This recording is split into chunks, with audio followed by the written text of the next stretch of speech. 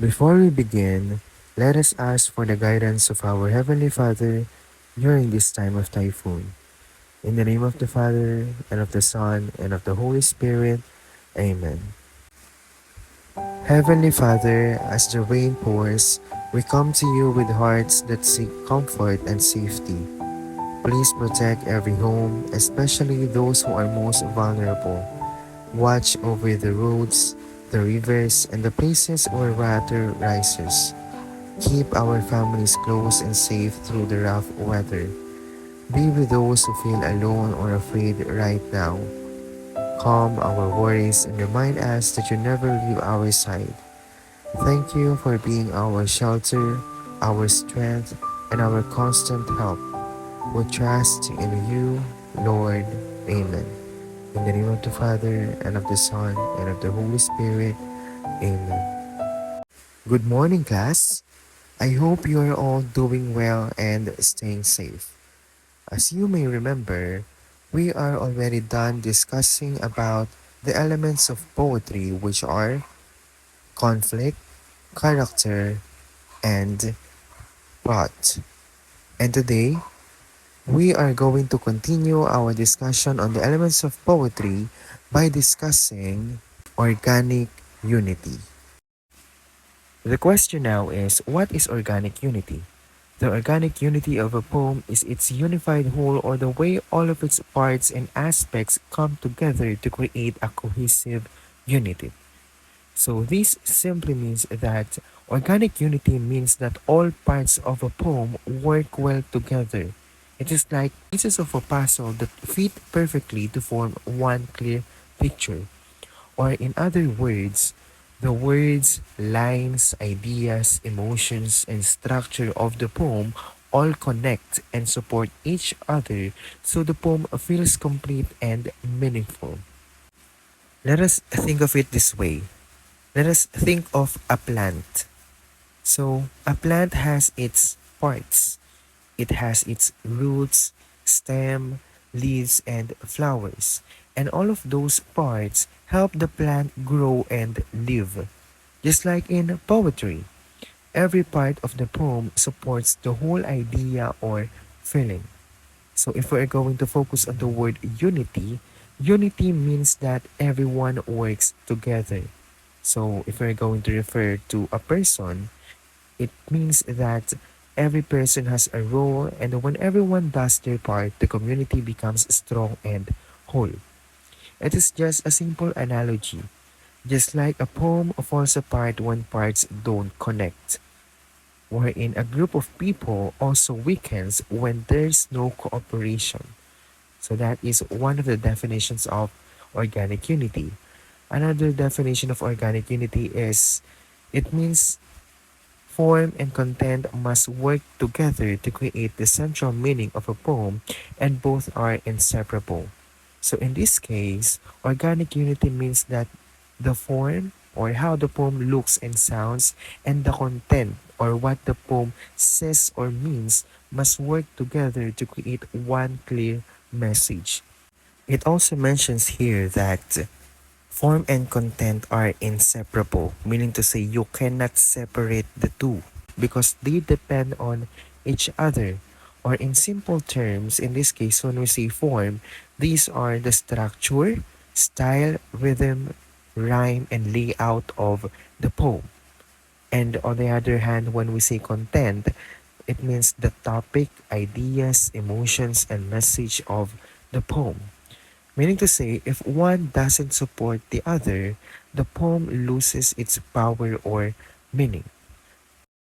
Moving on, a poem has organic unity not just when the story is well conceived, but when all the parts like the characters, plots, symbolism, descriptions, and tone combine well and support the overarching author's purpose.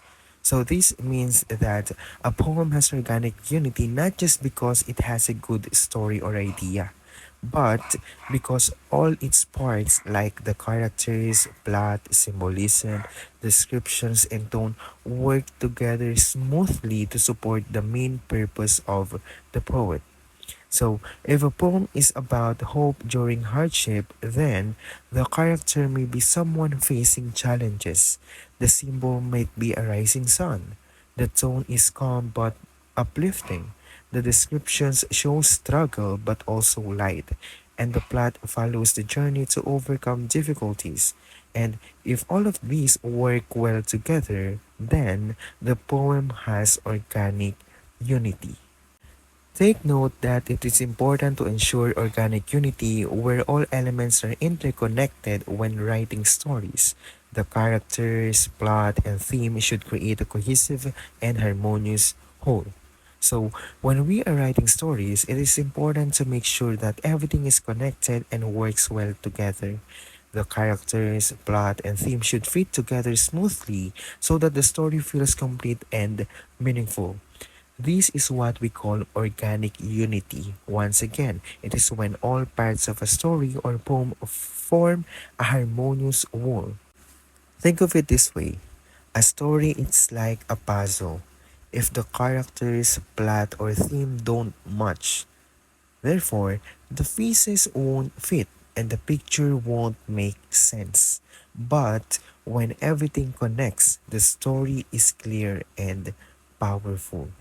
Organic unity also has its two important things, which are cohesion and coherence. So let us first talk about cohesion.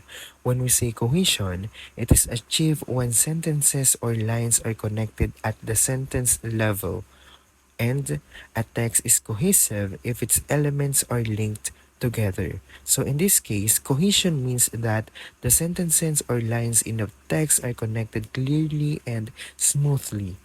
It helps the reader understand the flow of ideas because everything is linked together properly. So a text is cohesive or has cohesion if the sentences or lines make sense together, or words or ideas are repeated or connected logically. We can also show cohesion by using transitional words like because, therefore, however, in addition, because of this, and all of these transitional words are used to guide the reader. So let us have this example. Let us first have the first column. So it says here that Anna loves to read books. She spends most of her free time in the library. Because of this, Anna always gets high grades in English. So this is an example of a cohesive paragraph or a paragraph that has cohesion. As you notice, this paragraph is written smoothly. So we can say that this paragraph is cohesive because first, with the words she and Anna, because she refers to Anna. So it shows consistent pronoun. And then aside from that, it also used transitional words like because of this, which links the third sentence to the second sentence. On the other side, we also have here another example of paragraph, and it says here that Anna loves to read books. The library has many books. English grades are high. So do you think this second paragraph is cohesive, or does it has cohesion? The answer is no. So this paragraph is not cohesive, or it doesn't have cohesion, simply because first, the sentences are choppy. And then the second one is there are no linking words or transitional words that will help us to connect each sentence with each other. So that is how basically we can say if a paragraph is cohesive or not, or if a paragraph has cohesion or not. So let us now move on to coherence. So when we say coherence, it is achieved when ideas are connected, and a text is coherent if it makes sense. What does it mean? So it means that coherence means that your ideas are clearly connected and the whole text makes sense. So when a story, paragraph, or poem has coherence, the reader can easily follow the points or message. So think of it like this. Coherence is like telling a story that people can understand without getting confused. So for us to better understand it, let us have these two examples of paragraphs. Let us first have the first paragraph. So it says here that I woke up late this morning. I quickly dressed and ran to school. Luckily, I made it just in time for class. So we can say that this first paragraph is coherent or it has coherence because this makes sense and the ideas are connected and form a clear story. On the other side, our second paragraph here says that I woke up late this morning. My dog likes pizza. The sky was yellow. I ran to school. So you might laugh at this one because it is easily noticeable. It is very obvious that the ideas are not connected. So this doesn't make sense. The ideas don't connect well and it's confusing. Therefore, we can say that the second paragraph is not coherent or it doesn't has coherence. To sum it up, once again, when we say cohesion, it is how sentences or lines are connected. While when we say coherence, it is how ideas make sense together. So when we say cohesion, it links the sentences while coherence, it connects the ideas. Or cohesion focuses on words and links between sentences. So it uses the words he, then, because, also, etc. While when we say coherence, it focuses on clear and logical meaning. So let's say for example, a story or paragraph that flows and is easy to understand. So in the end, despite of their differences, both of them aim to make communication effective. So that is the end of our discussion, but let us have this short exercise to see if you really understand our lesson. Let us first have this paragraph. So it says here that Carlo loves basketball. The sun is hot. Shoes are expensive. The moon is bright. Now you're going to ask yourself, does it has cohesion or the sentences connected? Or does it has coherence or are the ideas connected or do they make sense? So the answer for this one is it doesn't has cohesion and it doesn't has coherence. So as you may notice, sentences are disconnected or not connected or it doesn't has cohesion and the message is confusing or it doesn't has coherence. So it has no connection and the sentences don't follow a clear or logical idea. So as you can see, all of the sentence here doesn't have connection with each other. So they do not has coherence and then it doesn't also has cohesion. As you can see, it doesn't even use even one transitional word. Okay, so let us have another example. So it says here that Carlo loves basketball. He wears blue shoes every game. Therefore, fish can swim faster in cold weather. So you are going to ask yourself again, does it has cohesion or are the sentences connected? And does it has coherence or are the ideas connected or do they make sense? So let us first answer the first question. So does it has cohesion? So we may notice that it may have a cohesion because it uses transitional word therefore. However, it doesn't has coherence because the overall meaning is unclear. Once again, the sentences are smoothly linked or it has cohesion. It uses transitional word therefore. However, the meaning is unclear which make it incoherent or it doesn't has coherence. Therefore, the answer for this one is it has cohesion but it doesn't has coherence. So let us try another example. So let us read all together. Carlo loves basketball. He practices a lot. He became a captain. So, ask yourself again, does it has cohesion or are the sentences connected? And does it has coherence or are the ideas connected or do they make sense? So, as you may notice, the main idea is understandable. Their ideas are connected. However, the sentences are not well connected. So, the answer for this one It has coherence, but it doesn't has cohesion.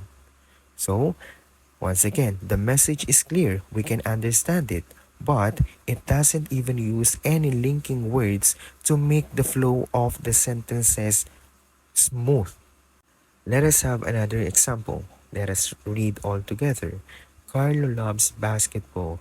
He practices every day after school.